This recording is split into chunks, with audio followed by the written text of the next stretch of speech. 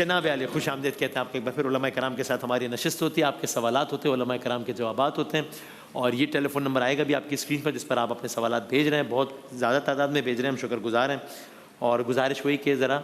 جو بھی آڈیو یا ویڈیو بھیجیں اس میں جتنی کلیئر آڈیو یا ویڈیو ہوگی تو ہم سوال شامل کرنے میں ہمیں آسانی رہے گی انشاءاللہ. جناب قبلہ مفتی اکمل صاحب تشریف فرمائیں، علامہ ڈاکٹر محمد رضا داؤدانی صاحب تشریف فرمائیں. تو میں بغیر کسی تمہید کے بڑھتا ہوں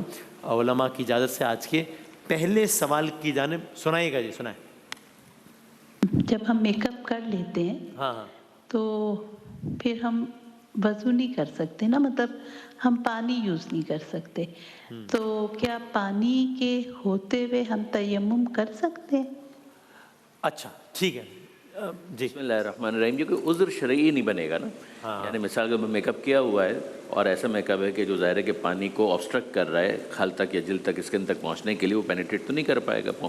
تو پھر اس صورت میں ان کو میک اپ اتار کے پھر وضو کرنا ہوگا، یا وضو کر کے پھر نماز پڑھ لیں، پھر اس کے بعد اگر کوئی میک اپ ویک اپ کرنا ہے تو کریں. لیکن یہ کہ تیمم کی گنجائش نہیں بن سکتی، اس کی ویلڈ ریزن نہیں ہے. ویلڈ ریزن نہیں ہے. کچھ میک اپ ایسے بھی ہوتے ہیں جو کہ جلد تک پانی پہنچانے میں رکاوٹ نہیں ہوتے اور وہ لگا ہوا بھی ہو تو اس کے اوپر بھی وضو ہو سکتا ہے. یہ تو میک اپ کے ایکسپرٹس بتائیں گے، ٹھیک ہے، اہل خبرہ جو ہیں وہ بتائیں گے اس کے بارے میں. لیکن یہ کہ اصولی بات یہ ہے کہ اگر وہ میک اپ پانی کو کھال تک یا جلد تک پہنچنے میں آبسٹرکشن کریٹ کر رہا ہے، پہنچنے ہی نہیں دے رہا، یعنی آپ کبھی دیکھتے ہیں نا کہ کوئی ایسی چیز ہوتی ہے کہ جس کو اگر آپ سوئی سے اکھاڑیں تو اکھڑنا شروع ہو جاتا ہے، ایک لیئر سے ہوتی ہے، مطلب پوری طے ہے جو نہیں پہنچنے دے گا پانی، پہنچنے نہیں دے رہا، تو پھر اس صورت میں وہ میک اپ جو ہے وہ رکاوٹ بنے گا اور وضو نہیں ہو پائے گا. کوئی برانڈ اگر یہ دعویٰ کر رہا ہے کہ یہ میک اپ جو ہے وہ آپ کو جلد تک پانی پہنچنے میں رکاوٹ نہیں بنے گا اور انسان کو اعتماد ہو جاتا ہے اس برانڈ پہ، تو پھر ٹھیک ہے. یہ تو اصول ایک ہے کہ تشخیص الموضوع بید المکلف، کہ یعنی موضوع کی جو تشخیص ہے نا کہ ایسا ہو جائے گا اور اس کو اطمینان ہے تو وہ کر سکتا ہے، پھر اس کو دیکھنا ہے. ہم تو ایک اصولی بات عرض کر سکتے ہیں. یہی فارمولا اس میں ہوتا ہے. آپ باہر کے ممالک میں جاتے ہیں تو ایک دکان پہ حلال کا سرٹیفکیٹ لگا ہوا ہے، آپ کو اندازہ ہو گیا کہ یار یہ جو ملک ہے یہاں پہ 2 نمبر ہی نہیں ہو سکتی کہ حلال نہ اور سرٹیفکیٹ ایسے لگا دیا، تو مجھے اطمینان آ گیا کہ حلال ہوگا تو بس میں اس کو حلال سمجھ کے کھا لوں. اگر اس کو یقین ہے اسی وجہ سے کہ ٹرسٹ وردی برانڈ ہے کہ جس نے اس بات کا کلیم کیا ہے اور ایک انسان ذاتی طور پر جانتا ہے کہ ہاں ٹھیک ہے اس کا کلیم بالکل درست ہے، تو اس کلیم کو ایکسیپٹ کیا جا سکتا ہے. صحیح. مفتی صاحب یہ میک اپ والا سوال جو ہے بالکل بس یہی ہے بیانی. تھوڑا سا اس میں یہ ہے کہ ایک تو جیسے یہ کوئی بھی ایسی چیز جو تہ بن جائے، حضرت فرمایا اکھڑ جائے، اس میں تھوڑا سا اور اضافہ یہ کہ جیسے بعض وقت بیس لگاتی ہیں نا خواتین 6 قسم کے، اس کے بعد وہ سارے گڑھے بھرتے اور پھر چہرہ ایک پر نور سا نکل کے نظر آتا ہے، تو وہ بھی اگرچہ یوں کرے تو اکھڑے گا نہیں لیکن وہ تہ بنا لیتا ہے. ہاں اگر صرف کریم ہے یا تیل لگا ہوا ہے تو یہ اگرچہ پانی کو بظاہر ہم دیکھیں تو پہنچنے نہیں دیتا، لیکن چونکہ نبی کریم صلی اللہ علیہ وسلم کی سنت رہی کہ آپ سر میں تیل لگاتے تھے اور اسی پر مسح بھی فرمایا، تو فقہا نے اس کی اجازت دی کہ اگر کریم یا تیل ہو اور اچھی طرح جیسے جسٹ کر لیا ہو، یوں کہ پوری تہ لگا دی ہو ایسے نہیں، تو وہ مانع نہیں ہوگا، اس میں وضو ہو جائے گا گویا کہ. باقی یہ کہ تیمم جیسے حضرت نے فرمایا کہ اس طرح نہیں ہو سکتا کہ طے ہو اور پانی نہ پہنچے اور آپ تیمم کر لیں کہ یہ شرعی عذر نہیں ہے، نہیں بنے گا. صحیح. باہر کا جو حلال کا آپ نے فرمایا اس میں بس اتنا تھوڑا سا اضافہ کروں گا کہ وہ ہوٹل یا دکان مسلمان کی ہونی چاہیے. اچھا. اب اگر مسلمان یہ کہہ رہا ہے کہ مجھ پہ بلیو کر لیں آپ یہ حلال ہے، ذبح شرعی ہے، تو آپ بلیو کر سکتے ہیں. کیونکہ ہمارے یہاں بھی تو ایسے ہی ہوتا ہے نا، آپ شادی بیاہ کے اندر جاتے ہیں تو میزبان سے کوئی پوچھتے ہیں کہ مرغی بسم اللہ پڑی کہ نہیں پڑی، حالانکہ ہماری نالج کے مطابق اگر 1000 مرغیاں ہیں تو 200-300 تو مری ہوئی ڈال دیتے ہیں یہ لوگ اس کے اندر. مجھے سب چل رہے ہیں آپ کو پتہ ہے، اس طرح گٹکے منہ کے اندر ہوتے ہیں اور وہ کر کے حلال کر رہا ہوتا ہے. ہو سکتا ہے ایسی مرغی سامنے آئی ہو، لیکن چونکہ مسلمان کی دعوت ہے ہمیں اس پہ اعتماد ہے کہ مسلمان صحیح لایا ہوگا، یہ حسن ظن ہمیں اس کے کھانے کی اجازت دیتا ہے. ٹھیک ہے. اور اگر اطمینان نہ رہو، مثلا ابھی اب کچھ دنوں پہلے میں ایک ایسے ملک میں گیا کہ جہاں مجھے تھا کہ یہاں اتھارٹیز وغیرہ والا اتنا کوئی سخت معاملہ نہیں ہے، تو میں ایک ریسٹورنٹ میں گیا اور نان مسلم تھے اس کے اونر جو بھی تھے وہاں پہ، تو میں نے کہا یار حلال ہے کھانا؟ اس نے کہا حلال ہے، جس انداز سے کہا مجھے لگا کہ نہیں یہ گڑبڑ ہے، تو مجھے نہیں اطمینان آیا. تو میں نے اپنے بیٹے سے کہا یار چلو ہم کہیں اور، کیونکہ اب یہاں تو یہ ٹھیک ہے کہ اگر آپ کو کسی بھی ویسے اطمینان نہیں آ رہا کہ نہیں یار یہ بندہ صحیح نہیں کہہ رہا، تو پھر آپ اس کو حلال نہیں سمجھ سکتے. دیکھیں حلال حرام پاک ناپاک یہ مسائل دیانات کے کہلاتے ہیں، ان کو کہتے ہیں دیانات کے مسائل، اور اس میں کافر کی خبر کا کوئی اعتبار نہیں ہوتا. آپ نے کافر سے پوچھنے کی کوشش کی، اس میں اسی خبر کا اعتبار ہی نہیں ہے. ہاں اس کے علاوہ میں جیسے صابن کو کہا اس نے، آپ نے پوچھا کو حرام تو نہیں ملا، اس نے کہا نہیں ملا، اور دل پہ بات جم رہی ہے تو آپ اس پہ عمل کر سکتے ہیں. لیکن گوشت کے معاملے کے اندر اور پاکی ناپاکی، جیسے پانی پڑا ہوا اس نے کہا یہ پاک ہے آپ وضو کر لیں، اس کی خبر کا اعتبار نہیں ہوگا، یا کہیں ناپاک ہے آپ وضو نہ کریں، اس کی خبر کا اعتبار نہیں ہوگا کہ پاک ناپاک حرام حلال کے اندر نہیں ہوتا ہے۔ اچھا حلال پہ ایک آپ کو بات عرض کر دوں، ایک بچہ ہمارا سپر مارکیٹ میں کام کرتا تھا UK کی، صحیح ہے، وہ ایک چپس لاتی تھی ایک کمپنی، وہ بکتا ہی نہیں تھا، اچھا اس نے کہا تم ایسا کرو اس میں گول انڈا بناؤ اور اس میں لکھو حلال، حلال، اوف انہوں نے کر دیا، اس کے بعد اتنا بکا ہے کچھ نہیں، یہ حال ہوتا ہے بس یہ کہ وہی حلال ہے جو آپ کو کہا انہوں نے۔ اس میں کچھ اضافہ؟ جی ہاں، اس میں اگر آپ مفتی صاحب کی اجازت سے جی جی گزارش ہے کہ ہمارے یہاں جو طہارت اور نجاست کا جو مسئلہ ہے اس کے another benefit of doubt goes in the favour. اچھا یعنی اگر فرض کیجئے کہ ایک شخص ہے، اس کو پاک اور نجس کے بارے میں یہ شک ہو رہا ہے کہ یہ چیز پاک ہے یا نجس ہے، اب فرض کیجئے کہ مثال کے طور پہ یہاں پر ایک رطوبت موجود ہے کہ جو یہاں پہ رکھی ہوئی ہے،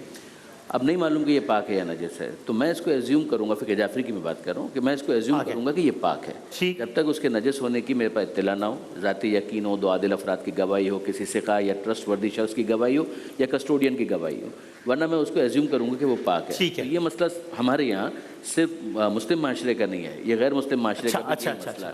اچھا، اب جہاں تک گوشت کا تعلق ہے اس کے اندر یہی ہوگا کہ سوق مسلمین یا مسلمانوں کا جو بازار ہے، مسلمان جو معاشرہ اغلب جہاں پر ہے، وہاں پر اس کو یہی کنسیڈر کیا جائے گا کہ مسلمان ہے تو بہرحال اس نے ایک اعتماد کرنا ہے، تو اس کو وہ ذبیحہ سمجھے گا کہ صحیح طرح سے اس کو سلاٹر کیا گیا ہے۔ لیکن نان مسلم معاشرے کے اندر اس کو یقین ہونا ضروری ہے، صرف کہنے کی بنیاد پر نہیں، یقین ہونا ضروری ہے، اطمینان ہونا ضروری ہے، کوئی گواہی اس کے پاس ہو کہ جس کی بنیاد پر اس کو اطمینان ہو کہ یہ گوشت صحیح ہے، حلال ہے۔ صحیح، ٹھیک ہے بس اس میں تھوڑی سی بات، یہ بالکل ہمارا ایک ہی مسئلہ ہے، فقہ جعفریہ کا نہیں ہے، اچھا یہ دو الگ الگ مسئلے ہیں۔ اچھا ایک ہے کہ نجاست کا گمان سا ہو رہا ہے، کوئی بتانے والا نہیں ہے،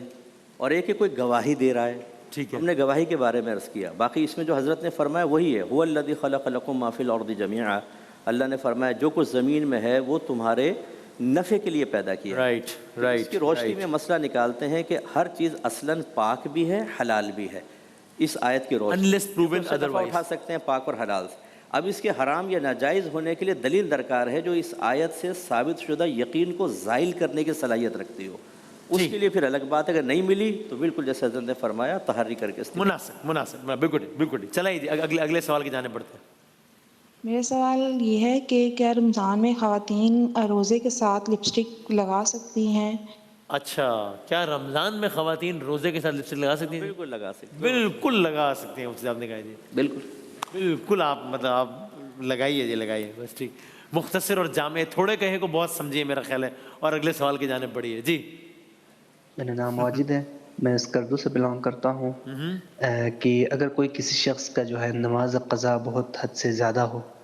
تو اس کو شارٹ طریقے میں کوئی اس کو نمازیں پورا کرنے کے لیے شارٹ طریقہ کوئی ہے؟ صحیح، اسکردو سے سوال آیا ہے، بہت ساری نمازیں قضا ہیں، اب ان کو کرنی ہے قضا پوری، تو کوئی شارٹ طریقہ ہے؟ مفتی سب سے پہلے تو اس کا حساب کرنا ہوگا کہ ہمارے شرعی لحاظ سے 15 سال کا لڑکا یا لڑکی بالغ ہو جاتے ہیں، اس ٹائم سے حساب کریں کہ اب تک کتنی عمر ہے آپ کی 15 سال کے بعد، اور پھر اس میں غور و تفکر کریں کہ اس میں کتنی نمازیں قضا ہوئی ہوں گی، صحیح ہے، اور وہ تحری کرنی پڑے گی، ایکوریٹ تعداد، محتاط اندازہ ہو، 1 سال 2 سال 3 سال جب وہ نکل آئے تو ہمارے نزدیک ایک دن کی 6 نمازیں ہوتی ہیں، فجر، ظہر، عصر، مغرب، عشاء اور وطر، اس کی بھی قضا ہے، ٹھیک ہے۔ اب اس میں شارٹ طریقہ جو نے پوچھا کہ تکبیر لگائیں اور ثنا، اعوذ باللہ، بسم اللہ چھوڑ دیں، ڈائریکٹ الحمد شریف پڑھیں، سورت پڑھیں، رکوع کریں، رکوع میں ایک بار تسبیح پڑھ لیں سبحان ربی العظیم، پھر اس کے بعد سمیع اللہ لمن حمدہ، سجدے میں جائیں، ایک بار دونوں میں تسبیح، اگلی رکعت بھی ایسے ختم کریں، اور آخر میں التحیات کے بعد صرف اتنا پڑھ دیں اللہم صلی علی محمد، بس اتنا، اور سلام پھیر دیں۔ وطر کے اندر چونکہ تیسرے رکعت میں ہمارے ہاں دعائے قنوت ہوتی ہے اور طویل ہے وہ تھوڑی، اس میں تکبیر لگانے کے بعد صرف اتنا کہہ لیں اللہم اغفر لی، اللہم اغفر لی، اللہم اغفر لی، اور رکوع کر لیں، تو اس سے کافی شارٹ ہو جاتی ہے۔ بالکل صحیح، یہ آپ نے بالکل ایک پریسائز بتا دیا۔ بنیادی بات یہی ہے کہ ہمارے ہاں 5 نمازیں ہیں، ان کی قضا ہوتی ہے، ظاہر فجر، ظہر، عصر، مغرب، عشاء، صحیح، اور اس کے اندر مستحبات جتنے بھی ان کو ترک کر دیا جائے، واجبات جو ہے ان کا اہتمام کیا جائے، وضو تو بہرحال کرنا ہے جو مقدمات نماز کے اندر آئے گا، قبلہ رخ ہو کر جب نماز پڑھیں گے، تکبیرۃ الاحرام ہے، سورہ فاتحہ ہے، دوسرا سورہ ہے، رکوع جو ہے اس کے اندر تسبیحات مختصر کر دیں، ایک مرتبہ سبحان رب العظیم و بحمدہ کہہ دیں، کھڑے ہو کر بھی کچھ کہنے کی ضرورت نہیں ہے، پھر سجدے کے اندر چلے جائیں، سجدے کے اندر ایک مرتبہ سبحان رب الاعلیٰ و بحمدہ کہہ دیں، بیٹھ کر بھی ذکر کرنے کی ضرورت نہیں ہے، پھر دوسرے سجدے میں اسی طرح سے کھڑے ہو جائیں، کھڑے ہوتے ہوئے بھی کچھ کہنے کی ضرورت نہیں ہے، سورہ فاتحہ، پھر دوسرا سورہ قنوت کو بھی ترک کر دیں، جو ظہر رکوع سے پہلے ہمارے یہاں دعا مانگی جاتی ہے اس کو بھی ترک کر دیں، رکوع کے اندر وہی ذکر کریں، پھر کھڑے ہو جائیں، ریپیٹ کریں، تشہد پڑھیں، وہی تحیات، اور تشہد کے بعد درود پڑھنا تو ہمارے یہاں لازم ہے کہ اللہم صلی علی محمد و آل محمد، پھر اس کے بعد کھڑے ہو جائیں، تسبیحات اربع جو ہے وہ ایک مرتبہ پڑھیں، اور پھر رکوع کے اندر جائیں، ریپیٹ کریں، تیسری رکعت مکمل کریں، چوتھی رکعت بھی اسی طریقے سے ریپیٹ کریں، اور پھر اس کے بعد تشہد اور ایک مرتبہ السلام علیکم ورحمۃ اللہ وبرکاتہ کہہ کر ان کی نماز مکمل ہو جائے گی۔ تو تمام واجبات کو انٹیکٹ رکھیں، مستحبات جتنے ان سب کو ترک کر دیں تو نماز ہو جائے گی۔ مختصر طریقہ بتا دیا۔ تسبیحات اربع جس کو کہا جاتا ہے، سبحان اللہ ولا الہ الا اللہ واللہ، کیا اس کے بدل میں 3 مرتبہ سبحان اللہ سبحان اللہ سبحان اللہ کہنا بھی اس کا بدل ہے؟ کیا آپ تیسری رکعت کی بات کر رہے ہیں؟ تیسری رکعت کے اندر تسبیحات اربع ہی پڑھنی ہے۔ ذکر رکوع کا بدل ہے 3 مرتبہ سبحان اللہ کہنا؟ رکوع کے اندر بھی اکثر فقہاء نے اس بات کی اجازت دی ہے، بعض نے کہا ہے کہ کافی نہیں ہو۔ اچھا ٹھیک، بالکل ٹھیک، بالکل ٹھیک۔ دکھائیے گا جی، اگلا سوال سنائیے گا، دکھائیے گا۔ میرا سوال یہ ہے کہ میرا 10 سال کا بیٹا ہے اور میں باہر کے ملک میں رہتی ہوں، صحیح ہے، میں عمرے پہ جانا چاہتی ہوں، تو کیا میں اپنے بیٹے کے ساتھ جو کہ 10 سال کا ہے عمرے پہ جا سکتی ہوں کہ اس کے لیے مجھے کسی اور محرم کی ضرورت ہوگی؟ صحیح۔ 10 سال میرے خیال فقہ جعفری میں تو محرم نامحرم کی شرط ہے ہی نہیں۔ فقہ جعفری کے اندر محرم کی شرط نہیں ہے، لیکن محفوظ ہونا ضروری ہے۔ صحیح۔ یا جو آج کل کے حالات کے اندر جو قافلے میں جا رہے ہیں یا ویسے ہی وہاں پر جو انتظامات ہیں وہ اتنے ایڈوانس ہو چکے ہیں کہ ایک انسان اپنی آبرو کو محفوظ سمجھ سکتا ہے، اور اگر خاتون اس طرح سے مطمئن ہے تو وہ جا سکتی ہیں۔ تو محرم کی شرط نہیں ہے، لیکن محفوظ ہونے کی بہرحال شرط ہے۔ مفتی صاحب کیا ہوگا؟ جی ہمارے ہاں شرط ہے، نبی کریم صلی اللہ علیہ وسلم نے فرمایا کہ جو عورت اللہ تبارک و تعالیٰ اور اخروی دن پر ایمان رکھتی ہے وہ 3 دن سے زیادہ کا سفر کسی ذی رحم محرم یا شوہر کے بغیر نہ کرے، اور اس کا جو حساب ہم کرتے ہیں تقریباً 92 کلومیٹرز دور بنتا ہے، 92 کلومیٹر، تو اتنی دور عورت بغیر محرم کے نہیں جا سکتے۔ باقی انہوں نے 10 سال کے بچے کا کہا ہے۔ بلوغت کی عمر جو ہے ابتدائی عمر لڑکی میں 9 سے 15 سال کے درمیان ہوتی ہے، حیض آ جائے، احتلام ہو جائے یا اس کی شادی کر دی، پیگننٹ ہو گئی تو وہ بالغہ ہو جائے گی 9 کے بعد، اور 15 سال کے بعد تو بالغہ ہے ہی ہے، اور لڑکے میں یہ عمر ہے 12 سے 15 سال۔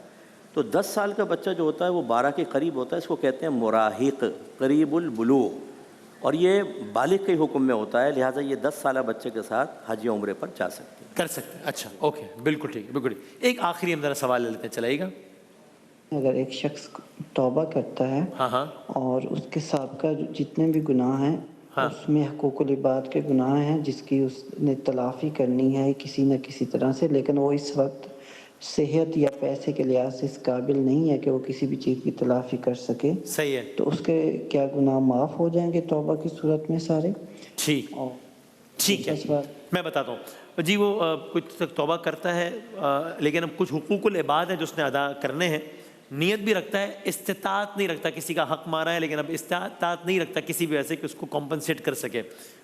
تو اب کیا کرے؟ مطلب وہ ظاہر ہے کہ اگر ایک انسان حقوق العباد میں سے کسی معاملے کے اندر کوتاہی کرتا ہے تو ایک تو اس نے خدا کی معصیت کی تو گناہ تو ہوا جس کے لیے توبہ درکار ہے۔ بعض ایسے گناہ ہوتے ہیں کہ جن کے اندر قضا اور کفارہ جڑے ہوئے ہوتے ہیں، جیسے روزے کے بعض مسائل کے اندر ہیں، وہ اس میں حقوق العباد میں غالباً نہیں آئیں گے۔ اگر کسی کا مال لے لیا تھا، چوری کر لی تھی، یا ڈاکہ ڈال دیا تھا، خدا نہ کرے کسی کو دھوکہ دے دیا تھا، نقصان پہنچایا تھا، غیبت کر دی تھی، یہ سارے معاملات، لیکن پھر اس کے اندر خدا کی بارگاہ میں توبہ کے ساتھ ساتھ اسے اس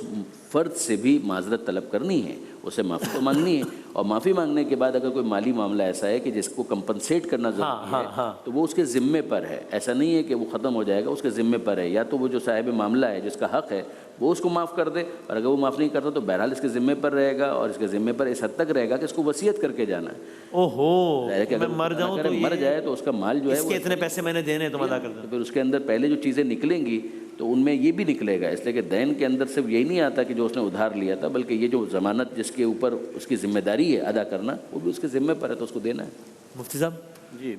بندوں کے حقوق میں کوتاہی کی 3 صورتیں ہوتی ہیں۔ آپ نے جسمانی تکلیف پہنچائی، یا روحانی بلیک میل کر دیا، الزام لگا دیا، مذاق اڑا دیا، یا مالی جیسے حضرت نے ارشاد فرمایا۔ تو جسمانی تکلیف کے اندر حکم یہ ہوتا ہے کہ اپنے آپ کو پیش کرنا، کہ آپ بدلہ لے لیں مجھ سے، ایک دفعہ تھپڑ مارا تھا آپ بھی مار لیں، یا مجھے معاف کر دیں۔ عموماً معاف ہی کر دیتے ہیں، کون تھپڑ مارتا ہے۔ اور اس طرح روحانی تکلیف میں تو بدلے کی آفر ہو نہیں سکتی کہ اس کی مقدار کا تعین بہت مشکل ہے. اس میں معافی طلب کر لیں, کہہ لیں بھائی تم بھی چلو مذاق اڑا لو میرا, چلو ایک آفر کر دیں. اور تیسری صورت ہوتی ہے مال, اس میں حضرت جیسے فرمایا واپس کرنا ہی لازم ہے. لیکن تینوں صورتوں میں مثال کے طور پر جسمانی تکلیف وہ کہتا ہے میں تو معافی نہیں کرتا ہوں, روحانی والا کہتا ہے میں بھی نہیں کرتا ہوں, اور یہ مالی والا کہتا ہے مجھے مال لینا ہی ہے اور یہ بھی ادائیگی پر قدرت نہیں رکھتا, تو اللہ کی بارگاہ میں کامل توبہ کرے اور 3 کام ضرور کرے. نمبر 1, اس کے لیے دعائے بخشش و مغفرت کرتا رہے. نمبر 2, جو بھی نیکی کرے اس کا ثواب اس کو ایصال کرتا رہے. اور تیسرا, کوئی ثواب جاریہ کر دے اس کے لیے.